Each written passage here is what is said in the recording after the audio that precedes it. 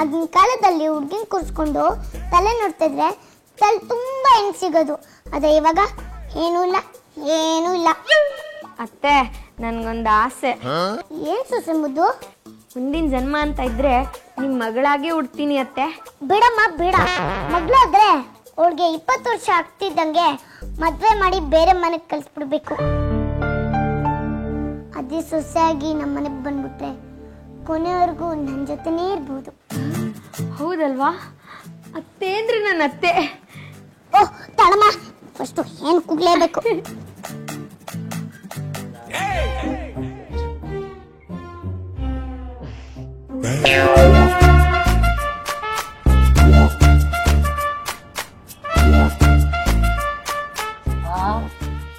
ಏನ್ ಅದ್ಭುತಪ್ಪ ದೇವ್ರೆ, 2 ಗ್ರಹಣ ಒಂದಾಗ್ಬಿಟ್ಟಿದೆ.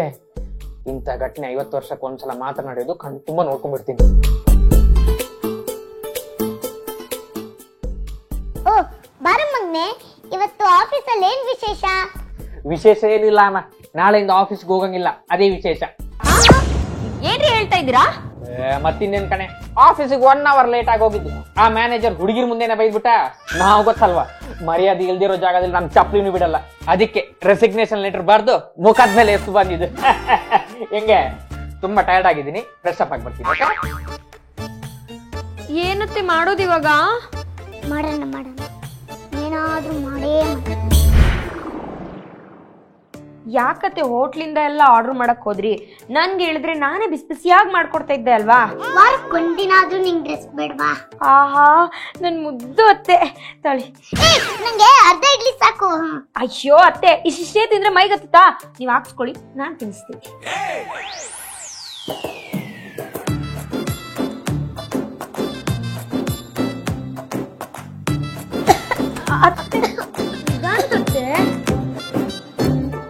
ಹಾ, ಏನ್ ತಿಂಡಿದೆ ಪಟಪಟ ಅಂತ ಹಾಕಿ. ಹಾ, ಇಷ್ಟ್ ಬೇಗ ತಿಂಡಿ ತಿಂದು ಆಫೀಸ್ಗೆ ಹೋಗಿ ದಬಾಕೋ ಕೆಲ್ಸ ಏನಿಲ್ವಲ್ಲ.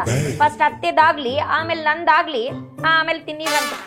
ಏನೇ ಹಿಂಗ್ ಮಾತಾಡ್ತಿದ್ಯಾ? ನೋಡಮ್ಮ ಹಿಂಗ್ ಮಾತಾಡ್ತಾವಳೆ ಅಂತ. ನೀನು ಸುಮ್ನೆ ಇದೆಯಲ್ಲ, ಏನಾದ್ರು ಹೇಳು. ಹೋಗ್ಲಿ, 2 ಇಡ್ಲಿ ಹಾಕಮ್ಮ. ಚಟ್ನಿ ಹಾಕು. ಹಾಕಮ್ಮ.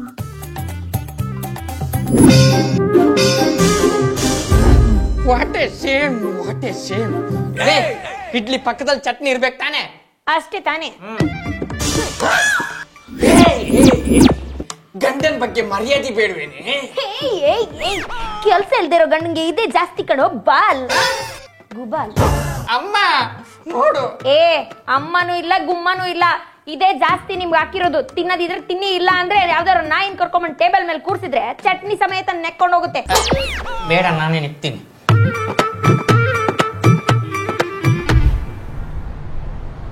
ಅತ್ತೆ ಕಾಫಿ. ಕಾಫಿ ನೀನ್ ಮಾಡೋದೇ ಕಾಫಿ. ಒಂದ್ ಚೊಂಬ್ ಕೊಟ್ರೆ ಕುಡಿತೀನಿ. ಲೇ, ಕಾಫಿ ಅಂತ ಕೊಟ್ಟಿದ್ಯಾ? ಕಾಫಿ ಪೌಡ್ರೇ ಇಲ್ವಲ್ಲಿ? ಹಾ, ಗಂಡ್ಸು ಅಂತ ಹೇಳ್ಕೊಂಡು ಓಡಾಡ್ತೀರಾ, ಕೆಲ್ಸನೇ ಇಲ್ವಲ್ರಿ? What a same.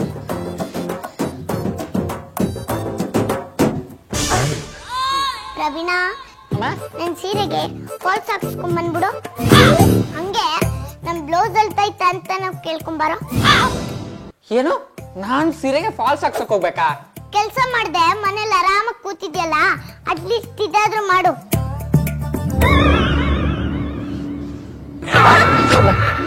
ಚಪ್ಲಿ ರೀ, ನನ್ ಚಪ್ಲಿ ಯಾಕೋ ಒಂಚೂರು ಬಾಯ್ ಬಿಟ್ಕೊಂಡ್ಬಿಟ್ಟಿದೆ, ಬರ್ತಾ ಹೊಲ್ಸ್ಕೊಂಡ್ ಬನ್ನಿ. ಏನು, ನಾನು ಚಪ್ಲಿ ಹೊಲ್ಸ್ಕೊಂಡ್ ಬರ್ಬೇಕಾ? ನೀವಲ್ದೆ ಇನ್ನೇನ್ ಪಕ್ಕದ ಮನೇನ ಹೊಲ್ಸ್ಕೊಡ್ತಾನ? ಮನೇಲಿ ಕಸ ತರ ಬಿದ್ದಿರೋದ್ರ ಬದಲು ಇದನ್ನಾದ್ರೂ ಮಾಡಿಸ್ಕೊಂಡ್ ಬನ್ನಿ. ಚಪ್ಲಿ ಹೊಲ್ಸ್ಕೊಂಡ್ ಬರ್ಬೇಕು ನಾಯಿಗಿಂತ ಕಡೆ. ಪ್ರವೀಣ, ಹಸಿ ಕಸ ಒಣ ಕಸ 2 ಸಪ್ರೇಟ್ ಮಾಡಿದೀನಿ. ಕಸದ ಗಾಡಿ ಬಂದಾಗ ಹಾಕ್ಬಿಡಪ್ಪ, ಆಯ್ತಾ? ಯಾರ್ಗೆ ಹೇಳ್ತಾ ಇದ್ದೀರಾ? ಸೊಸೆ ಮುದ್ದು, ಪರ್ಕೆ ತಗೋಬಾರೆ. ಬೇಡಮ್ಮ, ನಾನು ತಗೊಂಡೋಗ್ತೀನಿ. What a shame.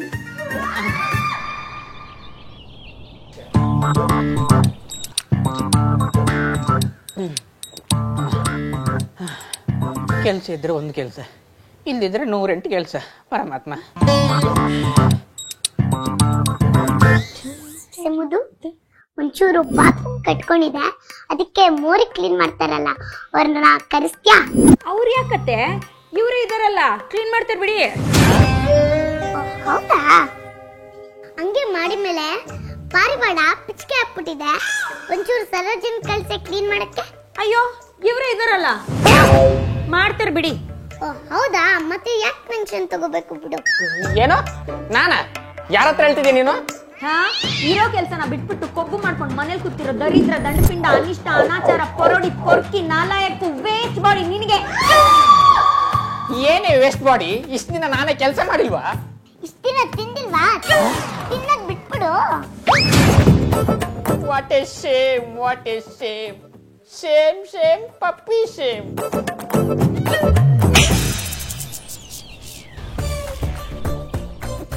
Praveen, Praveen ಏನು ರೀ, ನಾನು ಇವತ್ತಿಂದ ಕೆಲ್ಸಕ್ಕೆ ಹೋಗ್ತಾ ಇದ್ದೀನಿ. ಏನೋ ಕೆಲ್ಸಕ್ಕೆ ಹೋಗ್ತಿದೀಯಾ? ಇನ್ನೇನ್ ಮಾಡೋದು, ನೀನಂತ ಜವಾಬ್ದಾರಿ ಇಲ್ದೇ ಇರೋನ್ನ ಕಟ್ಕೊಂಡ್ಮೇಲೆ ಇದೇ ಶಿಕ್ಷೆ. ನಾನು ಇವತ್ತಿಂದ ಗಾರ್ಮೆಂಟ್ಸ್ ಹೋಗ್ತಾ ಇದೀನಿ ಕಣಪ್ಪ. ಏನು ನೀನು ಕೆಲ್ಸಕ್ಕೆ ಹೋಗ್ತಿದ್ಯಾ? ನೀನಪ್ಪ ಮಾಡೋದು? ಒಬ್ಬ ಅಪ್ಪೆ ಪಾರಿ ಜನ್ಮ ಕೊಟ್ಟಿರೋ ತಪ್ಪಿಗೆ ನಂಗಿದೆ ಗತಿ. ನಾವ್ ಬರೋದ್ರೊಳಗಡೆ ನೆಲ ಎಲ್ಲ ಗುಡ್ಸಿ ಒರೆಸ್ಬಿಡಿ. ಹೇಗಿದ್ರು ಕೆಲ್ಸ ಇಲ್ವಲ್ಲ? ತರಕಾರಿ ಅಂಗಡಿಗೆ ಹೋಗಿ ತರಕಾರಿ ತಗೊಂಬಂದು ಅಡ್ಗೆ ಮಾಡ್ಬಿಡು, ಹೆಂಗಿದ್ರು ಕೆಲ್ಸ ಇಲ್ಲ ಅಲ್ಲ. ನಾಯಿ ಸ್ನಾನ ಮಾಡಿಸಿ ಪೌಡರ್ ಹಾಕ್ಬಿಡ್ರಿ, ಹೆಂಗಿದ್ರು ಕೆಲ್ಸ ಇಲ್ವಲ್ಲ. ಬಟ್ಟೆ ಎಲ್ಲ ಒಗ್ದು ಒಣಗಿಸಿ ಮಡ್ಚಿಟ್ಬಿಡು, ಹೆಂಗಿದ್ರು ಕೆಲ್ಸ ಇಲ್ವಲ್ಲ. ಬನ್ನಿ ಅತ್ತೆ, ನಾವು ಹೋಗೋಣ. ಹ. ಏ ಅತ್ತೆ, ಇಲ್ಲಿ ಬನ್ನಿ. What a shame, what a shame, what a Shem.